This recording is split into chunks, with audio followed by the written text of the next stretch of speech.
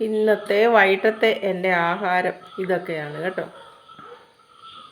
ചപ്പാത്തി കരിഞ്ഞിരിക്കുന്നതെന്ന് ഓർക്കണ്ട, അത് ചുട്ടെടുത്തതാണ്. എണ്ണയില്ലാതെ തീയെ വെച്ച് ചുട്ടെടുത്തതാണ്. ചുക്ക ചപ്പാത്തി എന്ന് പറയും. എണ്ണ ഒട്ടും ചേർത്തില്ല. അതല്ലേ നല്ലത്.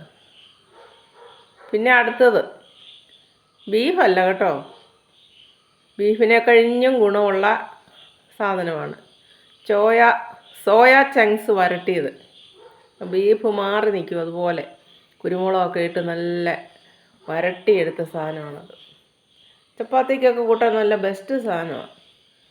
എല്ലാവരും അങ്ങനെ ചെയ്ത് നോക്കണം കേട്ടോ. എൻ്റെ വൈകിട്ടത്തെ ആഹാരം ഇതൊക്കെയാണ്. പിന്നെ കൂടെ കഴിക്കാനെന്ന് പറയാൻ വേറെ തൊടുകറിയൊന്നുമില്ല. ചപ്പാത്തിയും ചുട്ടെടുത്തു, ചൂടോടെ ഇതങ്ങ് കഴിച്ചേക്കാം. എല്ലാവർക്കും ഇഷ്ടമായോ? എല്ലാവരും ഇങ്ങനെ ചെയ്ത് നോക്കണം കേട്ടോ. Soya chunks വരട്ടിയെടുക്കണം. ബീഫ് മാറി നിൽക്കും. പിന്നെ ഒരു മുട്ടയും പുഴുങ്ങി, കട്ടൻ കാപ്പിയും ഉണ്ട്.